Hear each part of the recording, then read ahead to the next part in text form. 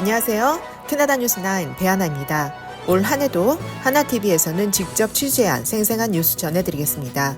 구독과 좋아요 통해 더 다양한 소식 받아보시기 바랍니다. 구독자 여러분 모두 새해 복 많이 받으세요.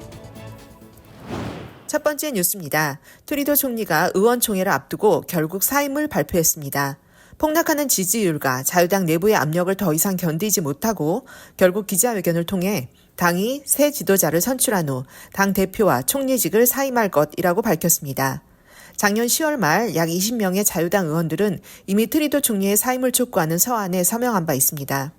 더욱이 최근 트럼프 당선인의 관세 압박과 트리도 총리를 향해 51번째 주지사라고 부르는 등의 외교적 결례에도 제대로 대응하지 못했다는 여론이 커지고 트리도 총리가 당내 쇄신을 위해 대규모 장관 교체를 시도하기도 했으나 연방 NDP와 연방 보수당의 압박으로 결국 불신임 투표를 앞두고 있었습니다.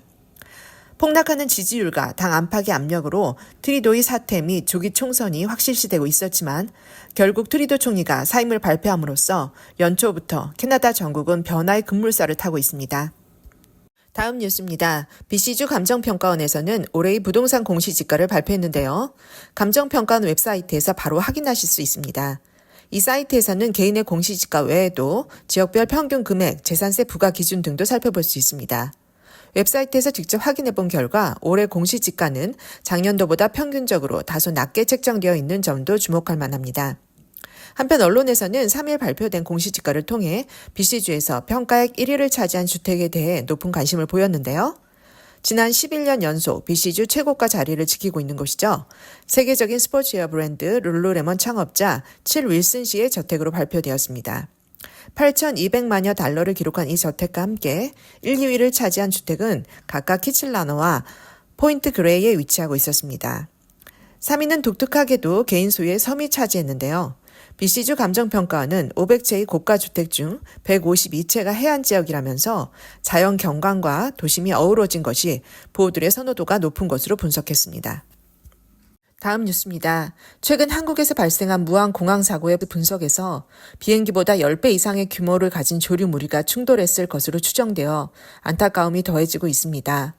무엇보다도 폭발의 직접적 원인이 된 콘크리트 구조물에 대해 국내외에서 논란이 뜨거운데요. 2004년 캐나다 핼리팩스 국제공항에서도 화물기가 활주로 끝에 설치된 로컬라이즈 둔덕과 충돌해 폭발하며 탑승자 전원이 사망한 사고가 있었습니다. 당시 둔덕은 항공 안전 기준은 충족시켰지만 사고 원인으로 지목되며 이후 제거되었습니다. 한국에서 비행기 사고가 있던 날 핼리팩스 공항에서도 랜딩 기어 결함으로 동체 착륙한 사고가 있었는데요. 비상 상황으로 동체 착륙하며 비행기가 20도가량 기울어지면서 화염에 휩싸이기도 했지만 다른 충돌이 없어 다행히 탑승자 전원이 무사히 대피할 수 있었습니다. 항공 전문가들은 한국, 캐나다 사례를 비교하며 활주로와 주변 구조물의 안전 기준 강화에 대해 강력하게 보도하고 있습니다.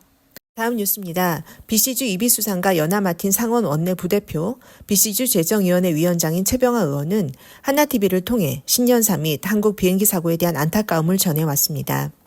연하마틴 상원 원내 수석 부대표는 신년사를 통해 한인사회의 지속적인 성장과 정치 참여 확대를 강조했고요. 특히 무안공항 사고와 관련해 깊은 위로를 전하면서 이번 사고가 안전 예방에 대한 중요한 계기가 되기를 희망한다고 전했습니다. BC주 이비수상가 최병하 의원은 신년 성명을 통해 작년 선거에 대한 감사 인사와 올 한 해 생활비 안정 및 주택 구입 지원, 복지 개선에 대한 BC주 정부 차원의 의지를 밝히는 한편 한인 사회 발전과 행복한 새해를 기원했습니다. 또한 무안 공항 사고에 대한 애도의 뜻을 전하며 BC주 거주자 중 사고 관련자가 있으면 주 정부에 전해달라는 인사도 함께 전했습니다. 다음은 주요 한인 소식입니다. 무궁화 재단과 무궁화 여성의 임원진이 30일 버나비 소재 유비스타 요양원을 방문해 한인 요양원 운영을 위한 기금으로 5만 달러를 전달했습니다. 이로써 한인 커뮤니티를 위한 두 단체 및 여러 후원자들의 의미 있는 기부 행보가 새해에도 이어지게 되었습니다. 기부자 명단은 고정 댓글에 남기겠습니다. 이번 기부는 무궁화 재단 오유순 이사장이 2017년 개인적으로 100만 불을 후원한 것을 시작으로 10년 동안 매해 5만 불씩 기증하기로 약속한 것의 일환으로 이루어지고 있으며 한인 사회에서 한인 요양원의 필요성을 알리는 데에 시발점이 되어 왔습니다. 다음 뉴스입니다. 1월 1일 참전 용사분들께 떡국을 대접한 귀한 행사가 있었는데요. 김진아 기자 전해주시죠. 네, 캐나다 서부 지역 6.25 참전 용사회 어르신들께 서리 한국어 학교에서 떡국을 대접하고 함께 새해 아침을 맞았습니다. 송성분 서리 한국어 학교 교장은 지난해에 이어 두 번째로 떡국 봉사를 하였는데 참전 용사분들께 대접할 수 있는 기회가 있어 뿌듯하며 교사들이 자발적으로 참여하여 더 의미 있었다고 전했습니다. 다음 소식입니다. 한인 상가들이 밀집해 있는 코키틀람 한 건물에서 폭발 사고가 발생해 현재 출입이 통제되고 있습니다. 다행히 인명피해는 없었지만 아직 원인이 밝혀지지 않은 채 안전 문제로 장기간 건물 출입은 물론 주차장 이용까지도 통제될 것으로 보입니다. 이상 새해 첫 주 캐나다 뉴스 9 마치겠습니다. 올 한 해 모두 건강하시고 하나TV 통해 더 다양한 캐나다 뉴스 받아보시기 바랍니다. 감사합니다.